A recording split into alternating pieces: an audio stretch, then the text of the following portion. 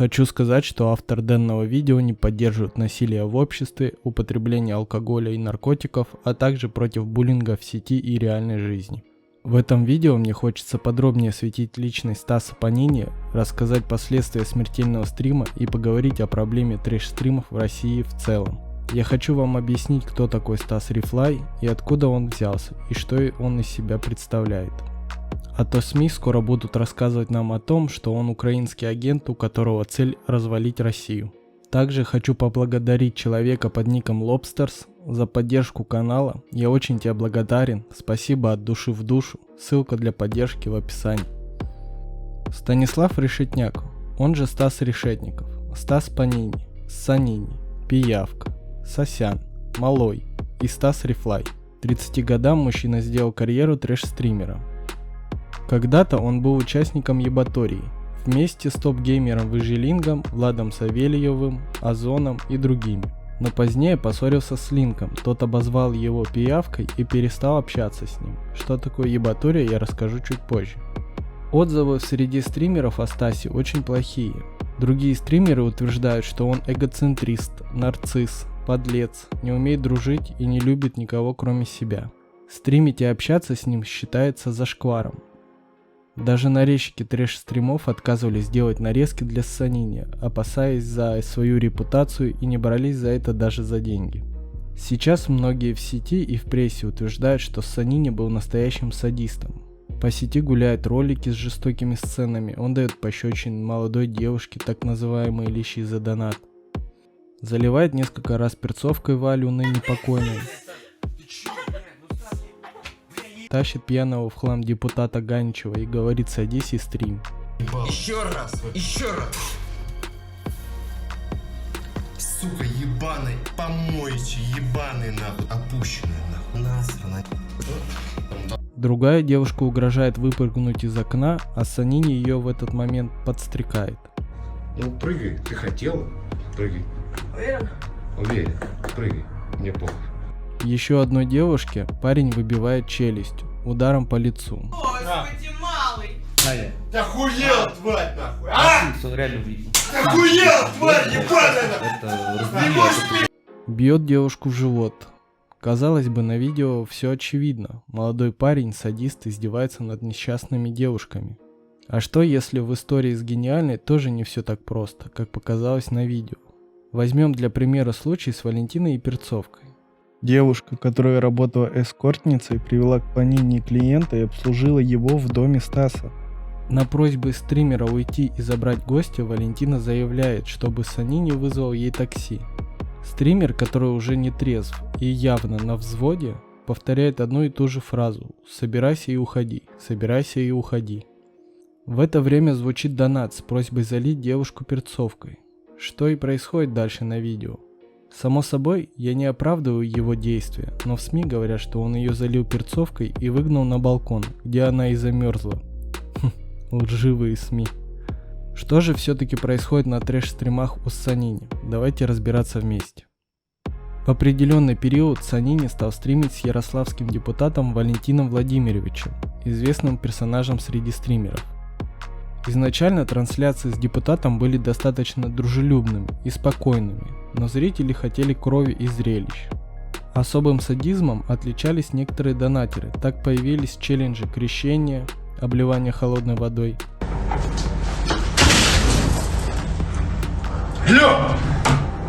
Далее в ход пошли сырые яйца об голову, стояние в углу, и все это щедро заливалось алкоголем.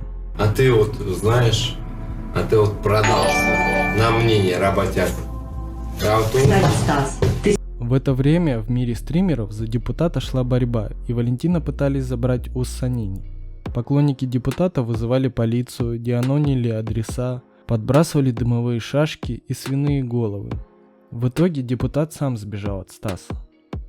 Валентин до сих пор называет Санини своим другом, утверждая, что вне стримов жить со Стасом легко, говорит, что Стас заботился о нем. Без трансляции они не пили. Поругались же они, по словам депутата, из-за того, что Санини в период пандемии водил посторонних девушек домой. Кто не в курсе, Валентин является геем и ненавидит дам, называя их пиздорванками. Первый месяц У нас было все идеально. Нет, я ничего не говорю, что у нас что-то плохо было. За все полгода.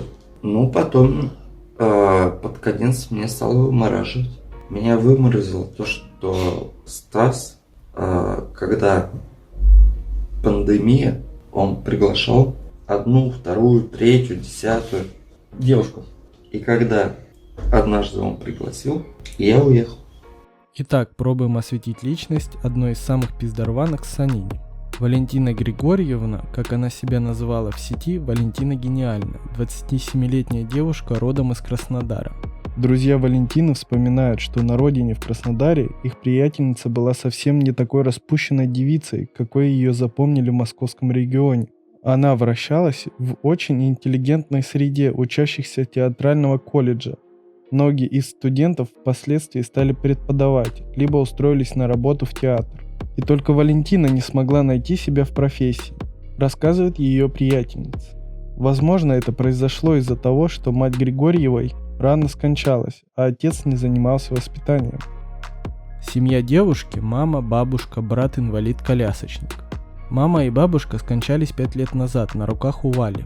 Про своего отца девушка ничего не знала. В 2019 году Валя решает уехать в Москву на заработки, оставляя брата, собаку и 2 кошек. На жизнь в столице девушка зарабатывала эскортом, чего Валя нисколько не стеснялась, и рассказывала об этом на стримах. И утверждала, что стримы ей помогли поднять расценки на оказываемые услуги. Работяги в чате любили Валентину за откровенность, уважение к чату, умение завести пушечку. Те же работяги частенько заказывали девушку себе для утех и хвастались в чате, что девушка приехала на стрим от них. Валентина употребляла наркотики, запивая их большим количеством алкоголя. Часто приезжала от клиентов в состоянии алкогольного и наркотического опьянения. Периодически девушка проживала у Санини, но не была его девушкой, хотя между ними была интимная связь. Валя, по ее же собственным словам, влюбилась в Стаса. После употребления большого количества алкоголя между парочкой возникали конфликты. Так девушка нанесла ножевые ранения стримеру, поджигала диван, дралась с соперницами, разбивала iPhone, пыталась разбить компьютер, оборудование и просто громила квартиру. Стас, в свою очередь, давал ей лещей, заливал перцовкой, обливал водой и в очередной раз выгонял из своего дома, утверждая, что никогда не будет проживать с такой проблемной подругой. Но проходило время, и Валя возвращалась вновь.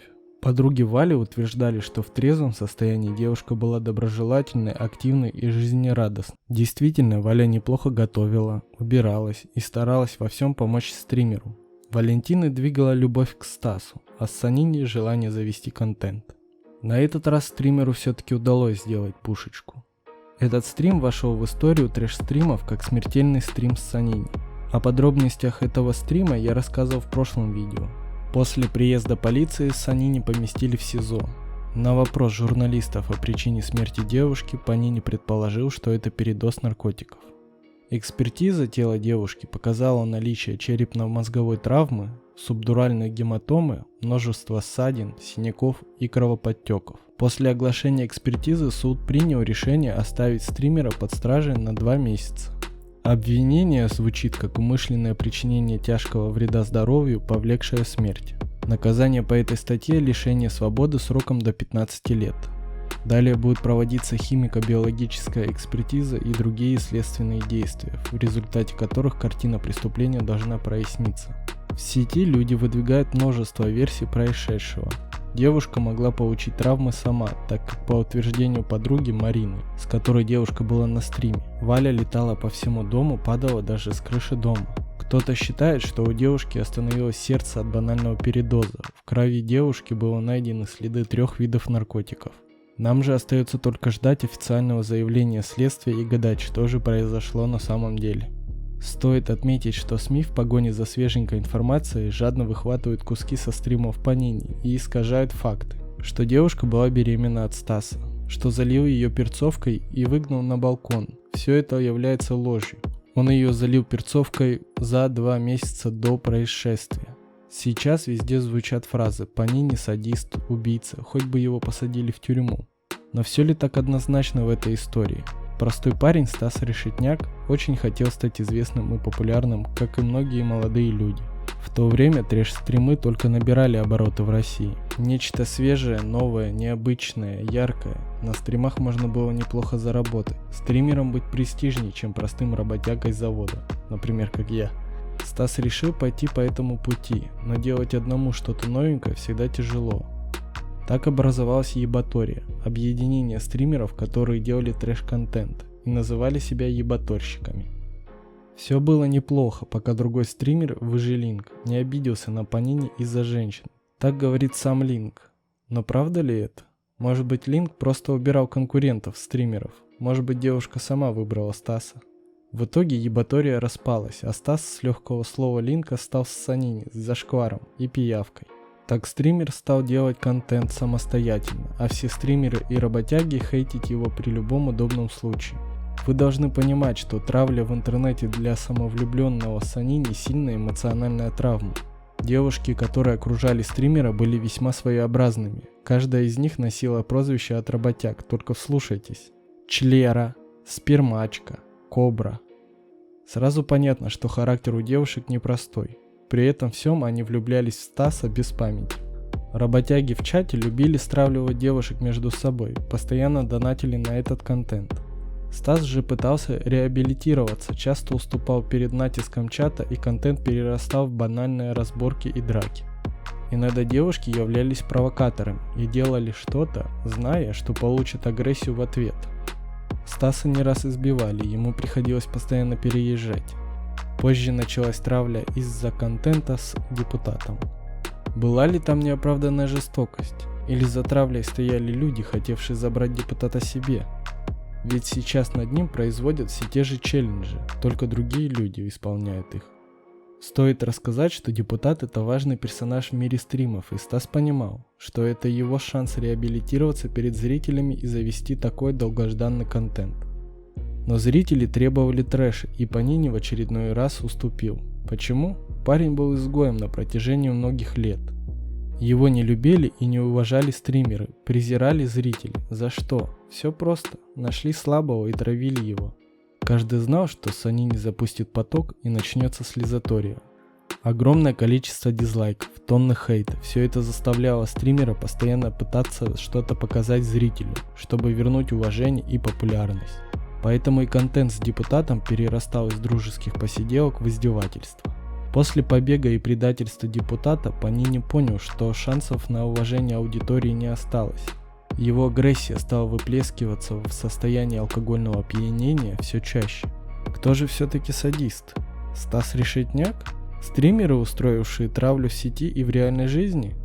Может быть, девушки, вольно или невольно провоцирующие агрессию в свою сторону? Чат, подталкивающий на все эти действия насмешками? А может, донатеры, которые платили за жестокость и издевательства? Или во всем виноваты трэш-стримы и надо вырезать их как раковую опухоль? Или все-таки больно все наше общество, где они желают крови и зрелищ, и как гладиаторы опускают палец вниз, а другие надевают маски, закрывают глаза и делают вид, что всего этого не существует? А как вы ответите себе на эти вопросы? Или просто будете кричать «Ату его, ату!»? Стримить 2 часа спокойной подругой – это мерзкий поступок. Остается только гадать, почему он это сделал. Искал утешение или же хотел хайпануть? А может и вообще, являясь виновным в ее смерти, пытался на глазах у зрителей отвести от себя подозрения. Остается только ждать и строить предположения. В любом случае, прежде чем вешать ярлыки на человека и устраивать травлю, нужно быть как минимум уверенным в том, что он полностью виновен. Да, Панини жестокий человек, циник, который ради денег готов на любой отвратительный поступок. Но его окружение, которое было с ним всегда, никогда не было лучше него. Девушки легкого поведения и алкаши. К тому же наш добрый и справедливый интернет активно подначивал его поступать все хуже и хуже. Но помните, что нет ничего абсолютно белого, как и абсолютно черного. Остается надеяться, что наше правосудие не будет слепым и не устроит показательные казни. И что шумиха, которая поднялась вокруг этого дела, создана не искусственно, чтобы отмыть очередные деньги или под шумок принять какой-нибудь закон или просто добыть рычаги давления на YouTube и провести в тренды нужных для себя людей.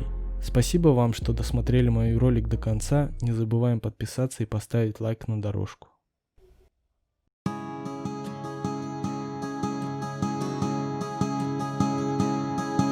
Если духом ты слаб и безмерно собою гордишься, если славы добиться любыми путями стремишься, знай, в беде и в нужде ты с обманом и с ложью смиришься, и под натиском силы ты воле чужой покоришься.